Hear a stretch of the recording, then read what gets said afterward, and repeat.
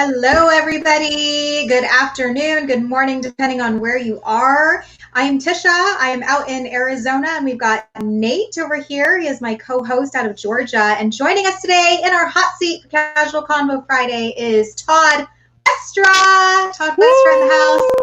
I'm feeling so hot. Mokuteki? That's the Mokuteki. Mokuteki. I got those mixed up. Mokuteki out of Utah. And today we're talking about leadership, specifically how do leaders get buy-in from their teams. So if you are leading, managing, this is a great segment to tune into. Make sure you are using the chat line if you'd like to ask questions or if you have some comments you'd like to share. We'd love to hear from you watching live or even in the replay. So Todd, let's take it away. Excited. Well, actually, Nate, I'm excited too. Well, Todd, I'm excited. Why don't you tell us a little bit about yourself? A little bit about myself. Well, I'm the 8th of 9 kids, and I now have 8 kids. Well, there you go. So that tells a lot about me. I've got an awesome wife. I mean, being from the type of environment that I grew up in, not a lot of money, not a lot of ways to, get spoiled too much. And so we had to figure things out on our own at a very young age. And so when I was about 8, I had my first paper out with my brother. And I always tease people and say, everything I learned about business, I learned on my paper out. I had to go out and sell to my neighbors. And then I had to get the drop off from my supplier. I had to get the papers prepared for distribution. I did all the fulfillment. And then I'd go around and collect the money, and then I'd pay invoices at the end of the month. So it was literally almost all facets of business as I know it today. I learned when I was about 8 or 9 doing my paper out. And so to me, business has always been a very natural thing. I always think about how people are monetizing and how people are making their money. And what I found is that over the years, I have started businesses in several different industries that I found to be fun. So I've started businesses in the golf business. I've done businesses in the audio video world and construction. And then I moved to something international because I wanted to try something international. And I had a outsourcing offshoring center in the Philippines for about a dozen years. So that has been really, really fun. Well, good deal. Good deal. So in all that experience that you've gathered, right? Because it sounds like you've touched base, kind of like all three of us. We've all kind of had career paths go off in all kinds of directions until we settle down. When you're talking about leadership and working with teams and things like that, what's the most common issue you run into? Because our topic's about getting buy-in and stuff. What's the most common issue that you see across the board? In all styles of leadership and positions and stuff that really makes things difficult.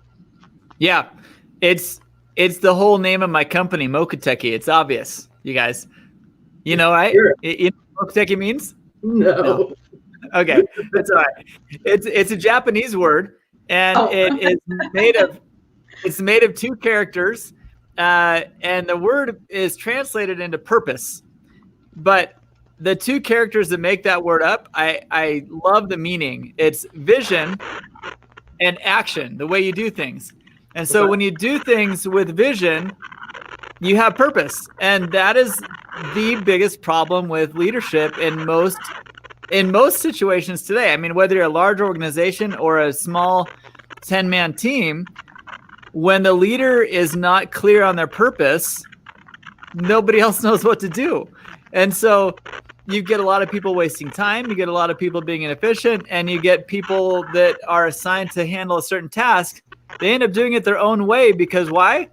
The leader was not clear about their purpose and what their intentions were for the company or for the organization. I can agree with that. I mean, that's definitely something. I know being a business owner and also just like being in the Army, it was keeping people motivated with things to do made such a huge difference from just being lackadaisical about it. You know what I mean? Like if you didn't give them stuff to do constantly, you would see them start to slack real fast. But as long as you kept them Like, even if it was just mundane tasks, just the fact that they felt good about getting stuff done every day, that always just like upped everybody's, motivational level and buy-in Right. level. Right. Now, so one of the things that I really focus on, Nate, I call them the 3 C's of leadership. Okay. And I think that this is kind of at the root of all the issues that most leaders are having. And when COVID hit, everybody was kind of thrown off their boat, and they said, holy crap, I hope people know what to do while they're working from home, because I hope I was clear enough. You know what I mean? And my 3 C's of leadership are, first of all, clarity. That's the most important thing, as we just talked about. And then there's connection, which is maintaining those connections with your team, whether they're offline, online, just making sure that you actually see things the same way or understand where they see things so that you know what they're going to do. Mm-hmm. And then the culture is the 3rd C, which is it can be done in a work from home way, or it can be done in the office way. It doesn't matter where you guys are working from. When you have clarity of purpose and connection with your team and understanding of where they are, the culture just comes, and it evolves out of a very clearly defined method by the leader and their leadership team that keeps everybody on board, no matter where they're working from. You can expect that they're going to carry forward the message of the business or the organization. Absolutely. Yeah. I mean, that's definitely something that I've experienced too. The difference being, like, I know coming from the military, everybody's motivated by one thing there, but like coming into the business world where I was working primarily with civilians, is a total different change there. Like in the chemistry makeup, basically, everybody's not there for the same reason. Everybody's got their own different things going on. It's a lot more individuality going on, and so trying to get buy-in there was a lot more tougher than it was, or more difficult than it was doing it in the military. Because at least in the military, everybody had a focused reason. You know what I mean? Okay, so tell me what your big focus was in the military. Right. In the military, it all boils down to whatever task or mission that you have at hand. Whether it's going on patrol. But at the end of the day, though, Nate, what was your ultimate mission in the military? To get the job done, man. You're there to protect our country, right? Well, I mean, yeah, but there's sometimes where there's no protecting going on. Sometimes it's just doing like first aid to local villages. Sometimes it's doing stuff like just moving sandbags and building infrastructure up and stuff like that. I mean, we did it. We ran the full gamut. But yeah, I mean, everybody had that dead on purpose that they knew, why they were there every day. Right. But in the civilian world, that's not always clear. Everybody wakes up for different reasons in the morning, in the civilian world. So it was a huge change, and that's why, I can totally agree with your 3C plan there. Right. Well, Nate, I would venture to say that even in the military, like, there should be no difference between the military and a tightly run organization. In this message, whether you're filling sandbags or whether you're digging ditches or whether you're, protecting someone who's an important person for the country, your mission is the same. You are there to defend and protect our nation, right? Whether you're digging a ditch or filling sandbags, at the end of the day, your mission is clear. You are there to protect and to serve America's purposes around the world. Mm-hmm. And so with that in mind, mm-hmm. digging the ditches, filling the sandbags is a worthwhile thing. Now, if nobody told you why you were doing those things and somebody just said, hey, go dig this ditch because I think it's a good idea, you're less likely to be motivated to do a good job doing that, as if you were saying, hey, dig this ditch because this is going to build a fire line because, whatever. I mean, there's a understanding the purpose and being clear on the mission gets everybody motivated to want to be on the same page. Oh yeah, no, I mean, to that point, that's why a lot of former military make good business owners and managers. Those tight-knit organizations that you're mentioning, yeah, they run just like the military for a reason. There's a lot of influence that comes over from that. I love working with ex-military. Just so you know. Yeah. Thank you for your service. Oh, you're right. But yeah, I mean, and it's not to say that you have to be military to have that clarity and purpose and stuff like that. It's just a lot of people didn't experience that when they're coming up through the ranks until they get older in their business world setting. Like they have to become a manager and then move past that a lot of times before they get that, because they didn't have it when they were coming up through their ranks, if you will, with their business. So I totally agree with you. Tisha, what do you think? What's that? I was talking to Tisha, see if she's ready to chime in. I think she might have a little trouble hearing us today. No, I know. This is why I'm sporting the big headphones. Yeah, it's beautiful, isn't it? Mm-hmm. No, I'm having some tech issues, because that's what I do. I have tech issues. But I totally understand what you're saying. I remember giving a talk at. Can you not hear me? You guys? No, we can hear you. Yeah, we can hear you. No. Okay. All right. So I remember working for an organization, actually giving a speech for an organization where nobody knew what the vision or the mission was. So you're right. I think it's so true what you say, Todd. Like, nobody knows what the mission is, and how are we going to be working toward that purpose? Right. I was floored. I was like, so only the leadership team knows, but not all the employees. What I find, Tisha, that's fascinating is that, oftentimes in a large organization, the way they became a large organization is because they were clear and they got there. And so for them to do like a leadership training or something like that is very easily justified. For a small to mid-size org, what I see almost all the time is a leader will build a company. They found a company based off of wanting to solve a problem, right? So they're very clear. They want to build a company to go solve that problem. And then they go solve the problem, and then all of a sudden it's like, whoa, that worked. And look, we've got people paying us to do it. So then they start to grow. And the challenge is that the leader or founder of that org never took the time to write out what their mission is, what their real goal is. They never took the time to establish what core values were needed to reach that goal. Because why? Because they had them. It's a part of them, and it's a part of their founding team. But as they start to scale, if it's not written and not clarified, they just don't scale the same way they started, and they lose direction, and you got subcultures popping up all over the company, and the right hand doesn't know what the left hand's doing, and so they get stuck and they don't grow, and they work really inefficiently.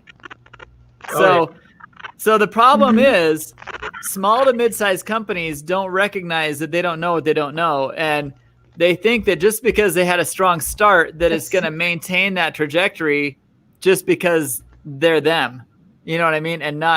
But without a written plan, without taking the time to go through the steps. Right. And sometimes it takes a coach or a consultant to come in and do that for them. I'm with you. And that's what Mokuteki does. I always think outside perspective is great. Oh yeah. Yeah. That's where you come in. Where you come in. We have a question from Mario. How do you get everyone to jump in your boat? So he's on LinkedIn with us. How do you get everyone to jump into your boat?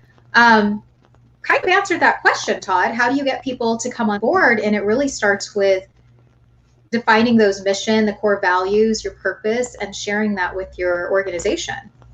Mario, let me put it this way. Living and breathing it. Yeah, no, if you were trying to get on a boat, okay, let's use your boat analogy for a second. If you were trying to get everybody on your boat, first thing you got to do is get them to the water, right? So you show them where the water is, you get them to the dock, and there may be 20 boats there, okay? You need to know where your boat is going. And the problem is, I grew up in Seattle, and there's a bunch of ferries. And if you get into the wrong ferry line, you're going to end up on the wrong island. Like, I've done it. It's kind of frustrating. You're like, wait, no, we're not going to Bainbridge Island. We're going to, anyway. And so you need to know where your boat is going. And when your people see that your boat's going to that island, they're like, oh yeah, I'm on board with that. And if they're not on board with that, send them on a different boat, meaning get rid of them. They don't belong on your team if they don't want to go to the same destination you're going. So figure out where your boat's going first, and don't lose track of that, because that's how you attract the right people. Yeah, I know a lot of times it helps people I've worked with in the past, people that I've worked with either above me or below me, to just like lay out the steps and why you're doing it a lot of times. Because sometimes just being told, hey, go do this, like you said before, you touched base on it earlier, like they don't understand, especially if they've never done it before. There's tons of times I ran in those situations where someone's barking at everybody saying, hey, why don't you just do this? But the fact that they've never done it. So one, they don't know how. Number two, they don't know why they're doing it. And number three, they don't know what the benefit is for doing it. Like, is this something I'm supposed to do, or am I just, supposed to run out in the middle of the field for no reason? But the best leaders that I ever ran across was the ones that had laid out those, like you said, that vision and why we're doing it. And here's how it's going to benefit you down the road. And this is how we build on this small building block now for, more success later on as well. Laying that stuff out always just seems to help quite a bit, exactly like you touched on, Todd. Right. No, it amazes me. Hey, we have a comment too I want to share. Yeah, hit it. Oh, sorry, Todd, from Howard it. Kaufman. If you want to throw that up on the screen, Nate, but Howard was talking about how, sometimes the leader is influenced by a book of the week and just keeps changing his mind and changing his priorities. And it's really frustrating when you're on one path and then you're, pivot, we're changing it up today. Like what would you say about that for leaders who are constantly, thinking something, going at it, and then changing direction the next week? Right. Don't read so many books. Squirrel. I mean, literally, like, how many books can you read about the same thing? There are so many ways to improve as a leader, but I'm telling you what, like, the leader that involves his leadership team in making decisions is the moment they start to find that unity and connection that they're looking for. So first of all, being clear on the mission. Second of all, getting that connection. And the connection can come from multiple places. The most important place it has to be, though, is making sure every one of your executive team, your leadership team, knows what the mission vision is and that they have buy-in. You're not going to get buy-in from the people 2 levels below you if you don't have buy-in from the person right below you in your team. And so when a leader has shiny object syndrome, they need to understand that the business is bigger than them now. You've grown, you've scaled. The business is not just you and your opinion of where you think the company needs to go. The business is you're now feeding many families, and many families want to have a little bit of input as to where the ship is going. And so you need to help the leader humble themselves a little bit to where they can say, okay, this is ultimately where I want to go. Now, team, how are we going to get there? And let's figure this out together. And once that humility jumps in, that's when the connection really gets stronger and the buy-in comes. And everyone knows what the mission is. Oh, yeah. I mean, that's a great question. Yeah, we is the operative word. We, together, team. Yes. Good. All right. Good. I would say if your leader isn't willing to be humble and not willing to involve the team in those decisions, they're going to start losing key decisions. They're going to start losing their key people because their voices want to be heard. Mm-hmm. Absolutely. All right, so Todd, I've got kind of a 2-parter here because I think it's closely aligned. I agree with that. You're going to bleed into it. So, is fixing a work culture? Let's talk about that first. What's the warning signs of bad culture in a business or organization? But also, like, is fixing that a one-time thing, or do you have to how do you go about keeping things in line? Is what that second part was? So obviously, bad culture develops in an organization at some point. Right. One, what are the signs of that? So you can try to get ahead of it. But also, like, is that a one-time fix in most places, or do you feel like that's a constantly occurring thing that you have to fix? So It's two-part answer. Yeah. First of all, signs of bad culture. Oh my gosh, office politics. People trying to get around the next guy and trying to get people in trouble. That kind of thing. That's a horrible sign of bad culture. Another sign of bad culture is lack of recognition. Nobody's getting recognized for the good work that they're doing. Another bad sign is like the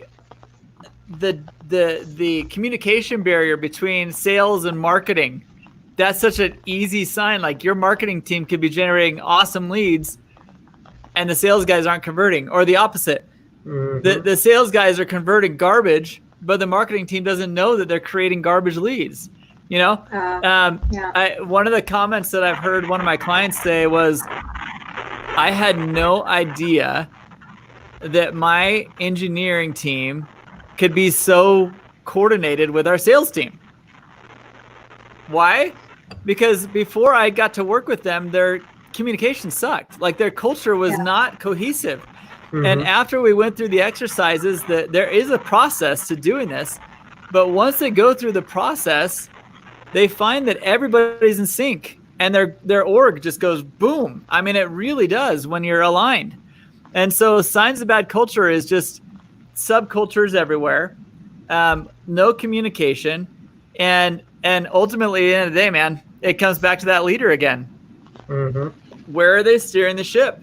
And that's a sign of bad culture. They meet an objective, and then they don't know where to go next. True. Yeah.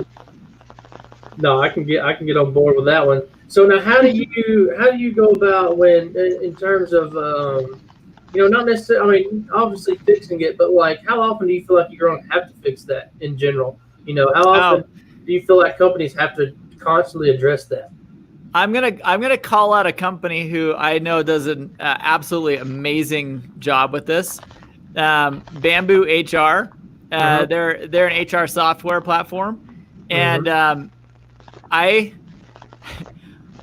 they're local here in Utah.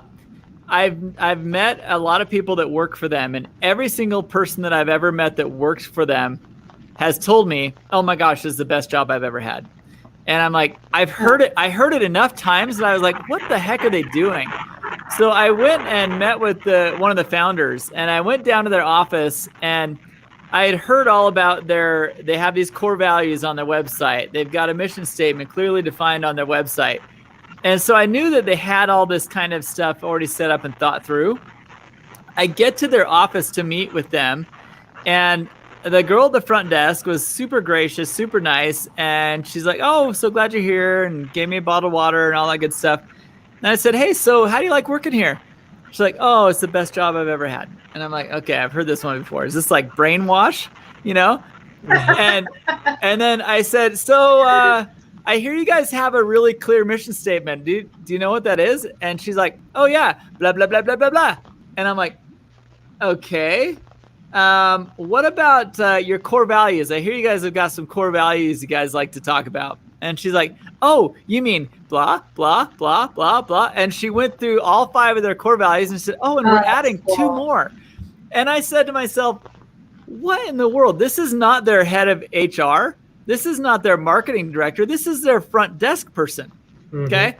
And so Nate, to your point, once you've defined and you've become clear on your objectives as a company and as an organization, it is so easy to attract the right people who will embrace that. And once they embrace that, it's not a hard process. But if you're not clear, if they're not written down, if they're not, understood by all parts of your company, you're screwed. You got to keep doing this over and over again. It's like, hey, let's go do an offsite so we can get together again. This company, they're freaking on the same page all the time. Well, that's awesome. I love to hear. I love that story. Yeah. I've never met a company. I wish I could take credit for it. I can't. But I use them as an example because I've never in my life seen a company that was so well aligned to their mission and so focused on their people that everybody just absolutely loved. They had a culture of just love each other, love the mission, love their customer. Awesome. Well, that's great. Now, how big is Bamboo? Like, how many employees do they have? I want to say there are about 300 people right now. 300, okay. They may be bigger. They're growing like crazy. Honestly, their growth is going like that because they're so freaking focused. Like they're so clear. One of the things, Nate, that I find is that another warning sign of bad culture is you have people being about 25% efficient with their day.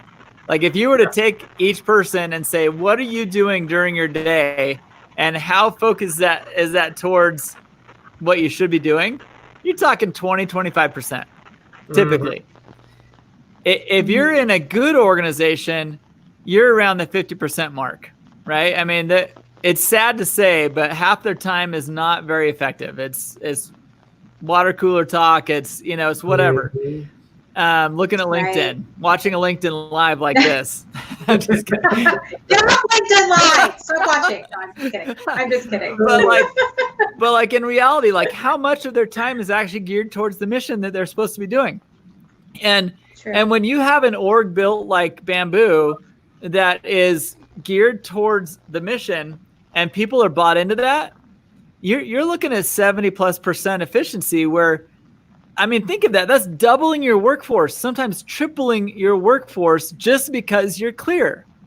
Like that's the excitement about what I do. I help companies and organizations really, really understand how efficient are they now, how efficient could they be if they were clear on the mission, and what benefit is there to being connected? It's huge. Huge. Yeah, it is. So, I mean, we got about 3 minutes left. So right now I'm just going to let you have the floor, kind of give yourself a little selfless plug there. Tell us about what it is you actually do. You talk about helping people, but you didn't really like dive into the kind of service that you provide. Right. So as I mentioned in the beginning, I've been doing a lot of like enterprise level consulting, leadership training with companies like Google and things like that, where we do a lot of teamwork, team building, and leadership, kind of guiding their team set. My passion is the SMB owner because I've been one my whole life. And after having consulted at an enterprise level, I've now found that SMB owners and founders, they're the ones that need this the most. They're the orgs that are trying to grow the fastest. They're the ones with the least amount of attention from a consultant. I mean, they just don't go after these types of people. And so the biggest thing I would say is I want to help companies who want to be more synchronous with each other. I want to help companies that are trying to scale right now and they don't know that they have the right foundation to scale from.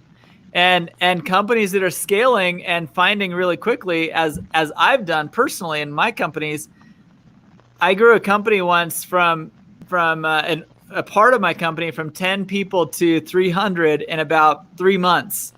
And I found really, really fast that I didn't have a clearly defined mission, and it hurt me really bad. It was painful.